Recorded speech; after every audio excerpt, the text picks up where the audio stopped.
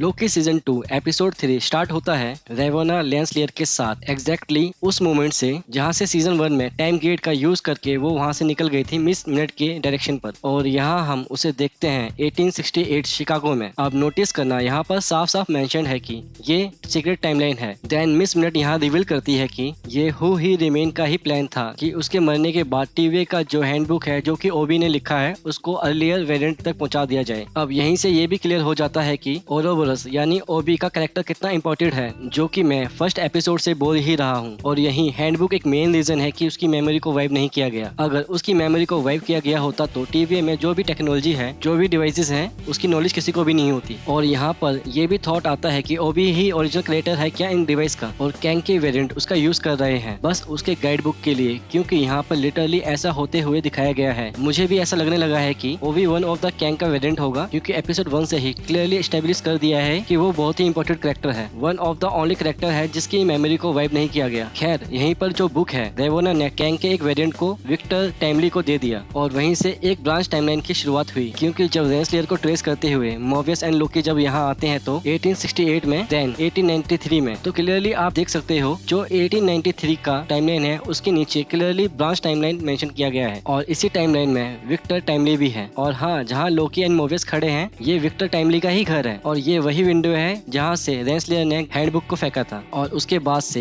ये branch timeline बन गई। इसके बाद 1893 में आते ही मोबियस शिकागो फेयर को मेंशन करता है। इसको आप मेले जैसा मान सकते हो जो शिकागो के मिडवे पैलेस में हुआ था, और 1888 में इस मेले की शुरुआत हुई थी एंड 1893 में जाके इसे बंद किया गया था। एक तरह से ये वर्ल्ड फेयर था जहाँ हर कंट्री को रिप्रेजेंट किया गया था, और यही वर्ल्ड का सबसे पहला फेरी व्हील्स भी लगाया गया था जिसे हम जायंट व्हील भी बोलते हैं, और हमारे यहाँ बोलते हैं बड़ा वाला झूला। और कमाल की बात देखो, दशहरे के चक्कर में हमारे यहाँ पे बहुत सारे मेले लगे हुए हैं। यहीं पर मोबियस एच होम्स का भी नाम मेंशन करता है, जो कि 1893 में एक फेमस सीरियल किलर था, और इसे रिकॉर्डेड हिस्ट्री में अमेरिका का पहला सीरियल किलर माना जाता है। और यहाँ पर एक और सीन था जब मोबियस और लोकी अटेंशन देने के लिए बोलते हैं और वो उसे मिस कर देते हैं जहाँ लिखा होता है मिडवे गोस्ट क्लॉक, लेकिन उसके बाद न्यूज़पेपर से उनको पता चल जाता है कि मिस मिनट यहाँ पर अपना खौफ बनाए बैठी है। और न्यूज़पेपर में हम और भी न्यूज देखते हैं, यहाँ पर वर्ल्ड्स फेयर होटल का मेंशन किया गया है, जो कि रियल लाइफ लोकेशन है जहाँ एच होम्स होटल देने के नाम पर टूरिस्ट को बुलाता था, ट्रैप करता था और उनका मर्डर कर देता था। देन यही मेले में नॉर्थ मैथोलॉजी थीम बेस्ड पर हम थॉर, ऑडिन एंड बटलर का स्टैचू देखते हैं। अब यहाँ लोकी की जगह बटलर द ब्रेव को दिखाया गया है। एक्चुअली ये नॉर्थ मैथोलॉजी और मार्वल्स कॉमिक्स में थॉर का भाई दिखाया गया है। एंड इंटरेस्टिंग ये है कि ये कैरेक्टर हमें एमसीयू में मल्टीवर्स ऑफ मैडनेस में भी दिखने वाला था, जिसका रोल डायनल क्रे कर रहे थे। इवन इसका कॉन्सेप्ट आर्ट भी रिवील हुआ था, बट इसको मार्वल्स ने कट कर दिया था। यही दोनों मेले में होने वाले कुछ शोज का लिस्ट देखते हैं जहाँ क्लियरली विक्टर टाइमली का मेंशन किया गया है, एंड उसके साथ ही कार्ल बॉम का भी नाम मेंशन किया गया है, जो कि एक रियल लाइफ म्यूजिशियन थे। ऊपर से यहाँ फेरिडो लैंग के बारे में भी मेंशन किया गया है, और लैंग सर नेम से मुझे बस एक ही नाम याद आया, स्कॉट लैंग, मतलब अपना एंटमैन। खैर उसके बाद ये दोनों विक्टर टाइमली का इन्वेशन देखने जाते हैं, और वहाँ हमें टेम्पल लूप का अर्ली प्रोटोटाइप देखने को मिलता है। वैसे यही एग्जैक्ट मूवमेंट हमें Quantumania movie post credit scene में दिखाया गया था। और यहाँ हम नोटिस करते हैं जो कैंग का एटीट्यूड है वो विक्टर टाइमली में नहीं है, उसमें थोड़ा कॉन्फिडेंस लेवल कम है, बट उसके शो के बाद वहाँ सब प्रोटोटाइप के लिए बोली लगाते हैं, और हम वहाँ देखते हैं कि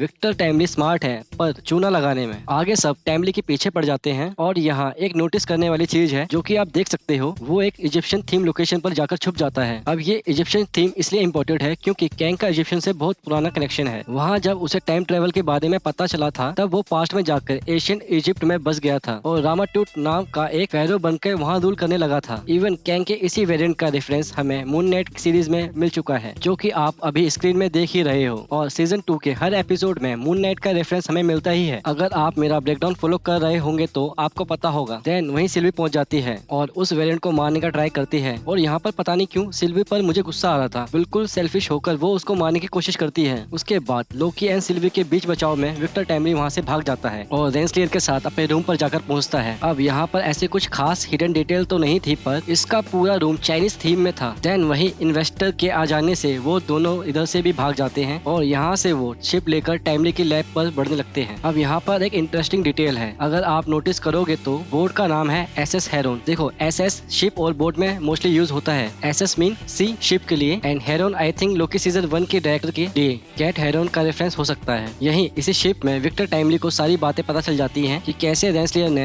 हैंडबुक उस तक पहुंचाई थी, एंड ये सब हु ही रिमेन्स का प्लान था। यहाँ फिर से ओबी को भी मेंशन किया जाता है, जो कि टीवी हैंडबुक का राइटर है, विच अगेन कंफर्म्ड कि ये बहुत ही ज्यादा इंपॉर्टेंट कैरेक्टर है। जैसे ही रेंसलेयर टाइमली को पार्टनरशिप के लिए बोलती है, टाइमली उसे बोर्ड के साथ वहीं गिरा देता है। और ऐसे ही पहले जब अपनी मशीन देखते समय उसे हिंट दिया था कि वो पार्टनरशिप के अगेंस्ट है। और इसी तरह कैंग के सारे वेरिएंट होंगे जो पार्टनरशिप नहीं चाहते होंगे। अगर ये पार्टनरशिप कर लेते तो कभी मल्टीवर्स वॉर नहीं होता। आगे Victor Timely and Miss Minute दोनों ही उसके लैब पहुंचते हैं और वहाँ एक डिवाइस पर फोकस किया जाता है। मेरे ख्याल से ये वही डिवाइस का अर्लियर वर्जन होगा जो हमने क्वांटममेनिया में देखा था, और इसी की हेल्प से कैंग टाइम ट्रेवल कर पाएगा। फिर मिस मिनट उसको बताने लगती है कि कैसे उसने उसको क्रिएट किया था एंड बेसिकली उस पर लाइन मारने लगती है, जिस पर विक्टर टाइमली उसे बोलता है, अरे बस कर भाई, अब पागल कर दिया, पीछे छोड़ दे। और मिस मिनट को बंद कर देता है। तभी रेवोना वहाँ पहुँचती है जिसके हाथ में प्रून स्टिक का अर्ली वर्जन होता है। और थोड़ी देर में लोकी, मोवियस एंड सिल्वी वहाँ पहुँच जाते हैं और सिल्वी विक्टर पे हमला कर देती है, पर मारने से पहले वो फील करती है कि उसके साथ भी ऐसा कुछ हुआ था। मींस विक्टर ने ऐसा कुछ नहीं किया जिसकी वजह से उसको मारा जा रहा है, और इसीलिए सिल्वी उसको छोड़ देती है। देन उसे लेकर मोवियस एंड लोकी तीनों टीवी वापस चले जाते हैं और रेवोना को सिल्वी ही हू रिमेन्स के चैम्बर में फेंक देती है, जहाँ लिटरली अभी तक उसकी बॉडी सड़ रही है। और हाँ, यहीं पर एक मेजर टॉपिक पर एपिसोड खत्म होने लगता है, जहां मिस मिनट को रेंसलेयर के पार्ट से कुछ रिलेटेड सीक्रेट्स पता है। अब थ्योरी पर आए तो लोग कह रहे हैं कि रेवोना रेंसलेयर मोस्ट प्रोबेबली कैंग की ही एक वेरिएंट होगी जो कि उसे खुद नहीं पता होगा। तो दोस्तों, ये थे लोकी सीजन 2 एपिसोड 3 के सारे रेफरेंसेस, हिडन डिटेल्स और पूरे प्लॉट का ब्रेकडाउन। होप सो आपने एंजॉय किया होगा। अगर हाँ तो वीडियो को लाइक करना, शेयर करना, और अगर सब्सक्राइब नहीं किया तो सब्सक्राइब जरूर करना।